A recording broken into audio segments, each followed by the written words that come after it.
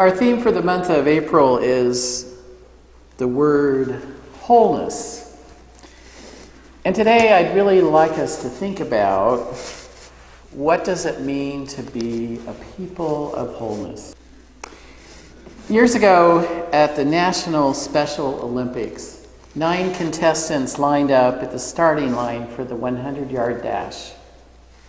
And at the sound of the starting gun, they each set off down toward the finish line. That is, except for the one child, who stumbled shortly after the start. She tumbled to the ground and began to cry. 2 of the other racers, hearing the cries of the one who fell, slowed down and looked back towards the start. Then, without hesitation, they turned around. They began to run in the other direction toward the injured child. And while the other contestants raced towards the finish line, the 2 had turned around, hurried over to help the child stand up. The child was not hurt too badly, and all 3 of them then linked arms and together walked the 100-yard track. By the time the trio had reached the finish line, everyone in the stands was waving and cheering. The fastest runner had already won the 100-yard dash, but the last 3 to cross the finish line all had smiles on their faces. Think back on a time in your life when someone reached out and helped to pick you up at a time when you felt helpless, alone, and discouraged. We all have these moments, and when we do, we need others to help us out. It can sometimes be a hard lesson to learn, but we all need to learn that we are not enough, and we need others in our lives to inspire us, to care, to make us feel loved, and to make us feel accountable. Each of us as individuals is not enough. Alone one can feel overwhelmed and helpless, and alone we must fend for oneself. And alone one is left to only what one's personal experiences and knowledge might have.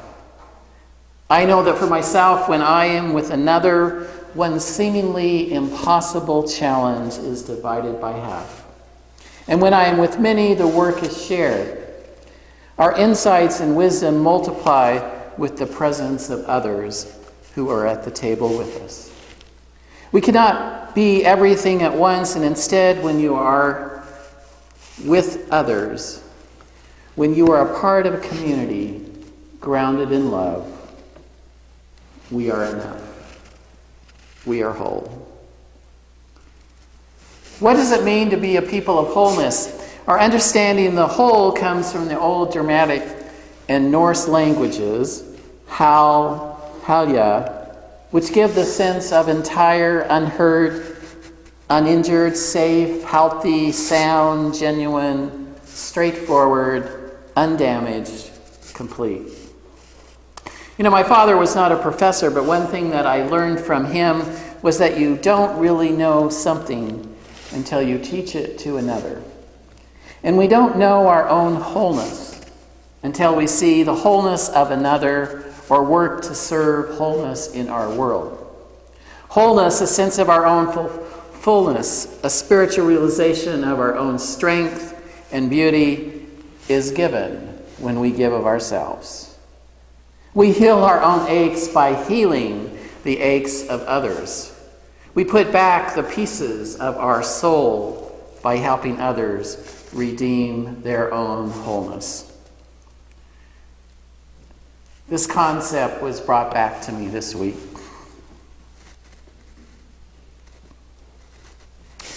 On Monday, I learned that a member of my extended family had died. And as the facts behind the death became known, I soon learned that my niece Julia had taken her own life. The question that members of the family have been asking this past week is why? Why would a 14-year-old feel so alone, so depressed that they would want to end their life? I have asked myself that question over and over and have not found an answer. But what I have found is the resolve to do a better job of being aware that there are people in our scope that are feeling less than whole and are feeling that there is no way out of their feelings in their own situation. Wholeness does not mean perfection. It means embracing brokenness as an integral part of life. Knowing this gives me hope. Human wholeness, mine, yours, our need not be an utopian dream. If we can learn to use our brokenness as seeded for new life changes and new experiences.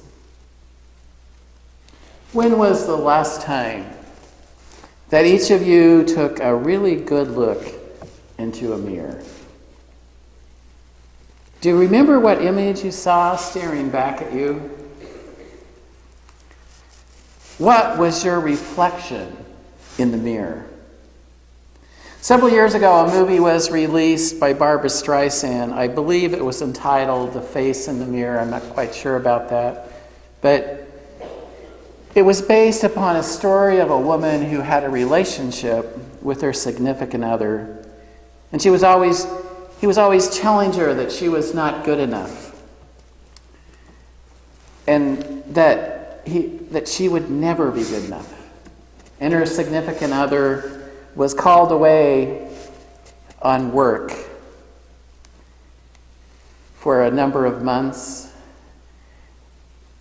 And after a few days, she looked in the mirror. And she did not like what she saw. But she started to see and begin to make changes in her life, to find ways in which she could be whole. She began exercising. She began a diet. And she began to realize that her wholeness came from within.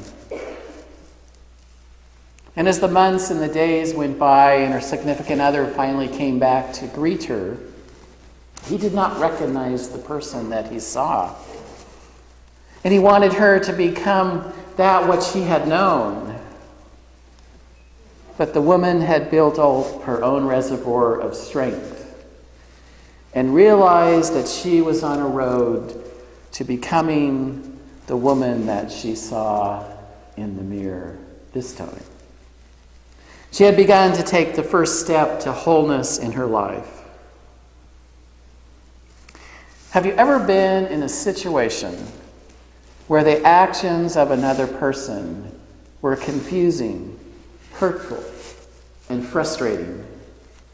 I know that I have, and when I look back on those situations, I realize that I spent so much time judging that person and being sad that they were not acting in a way that I expected them to act. And so, in our own lives, on our search for wholeness, may I offer from my own experience, as I had to learn to look in the mirror and to accept that which I saw. You know, I was raised in a wonderful home with parents who loved me, supported me, a mother who drove me crazy, a father who encouraged. But there was a certain way that was never said that you were supposed to grow up to be. And that never quite seemed to fit into who I was inside. But as I grew and went to school and began to live this life that I thought that I had to be, the person in the mirror became the person that I thought everyone wanted to see, but was not the person that I was. So I graduated from school, married, began to raise a family. And as what always happens sometime in our lives, whether we're young or whether we're middle age or whether we're old, because of circumstances, we all come face to face with that person in the mirror. And I came face to face with that person in the mirror, and I recognized that the person on the inside was not the person on the outside. And so in my search to be authentic and to be whole, I reached out. I reached out to people that I knew I could depend on. I found a community where I could be accepted, where I could be loved, where I could be me.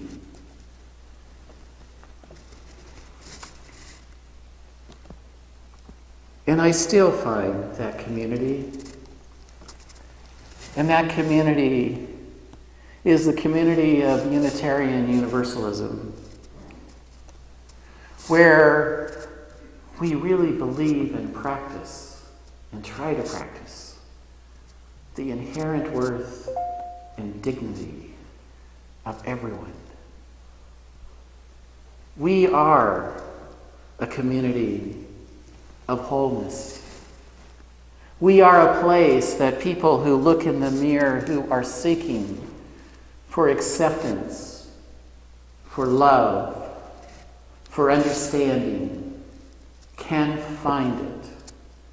And you, my people, are that community.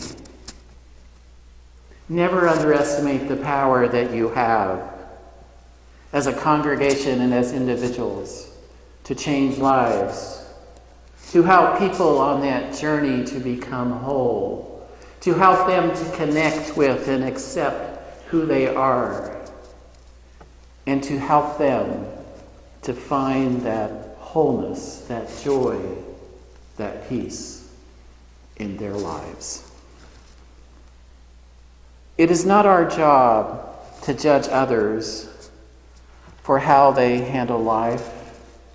It isn't even our job to try and change people to make them better or more tolerable. Our job is to live in our own light, truth, and love. And when we accept others as they are, we give them the space to find their own path and to learn their own truth.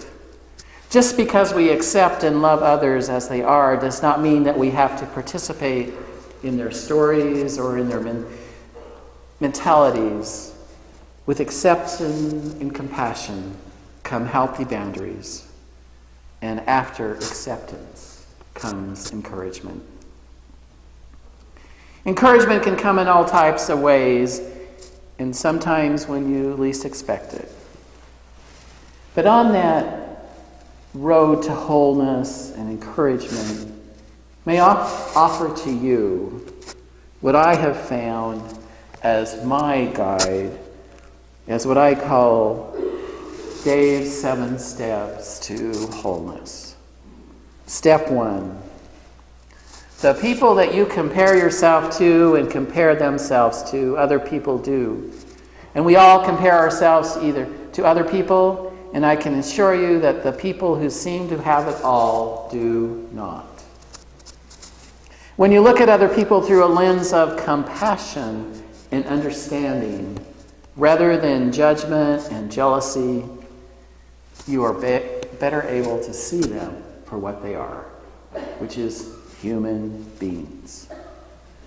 They're beautiful, imperfect human beings going through the same universal challenges and joys and sorrows that we all go through. Step 2. Your mind can be a very convincing liar. I saw a quote that said, "Don't believe everything that you think." And that quote completely altered the way I reacted when a cruel or discouraging thought comes into my mind. Thoughts are just thoughts, and it's unhealthy and exhausting to give so much power to negative ones. 3, there is more right with you than wrong with you. The powerful reminder is inspired from one of my favorite quotes from the John Kabat-Zinn. Until you stop breathing, there is more right with you than wrong with you. As someone who sometimes tends to zoom in all perceived flaws, it helps me to remember there are a lot of things that I like about myself. Like the fact that I'm alive, that I'm breathing, and able to pave new paths wherever I choose. Point 4, you need love the most when you feel you deserve it the least. This was a recent epithet of mine, though I'm sure it's been said many times before. I find that it is most difficult to accept love and understanding from others when I'm in a state of anger, shame, anxiety, or depression. But adopting the above truth really shifts my perspective and has made me realize that love is actually the greatest gift I can receive during such times. Point 5, you have to fully accept and make peace with the now before you can reach and feel satisfied with the later. And one thing I've learned about making changes and reaching for the next rung on the ladder is you can't fully feel satisfied with where you're going until you can accept, acknowledge, and appreciate where you are. Embrace and make peace with where you are. And your journey towards wholeness will feel much more powerful, rewarding, and satisfying. Point 6, focus on progress rather than perfection, and on how far you've come rather than how far you have left to go. One of the biggest causes of self-loathing is that concept, that hell-bent need to get it right.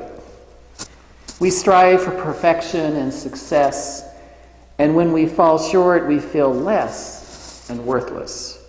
What we don't seem to realize is that our working toward our goals and being willing to put ourselves out there are accomplishments within themselves.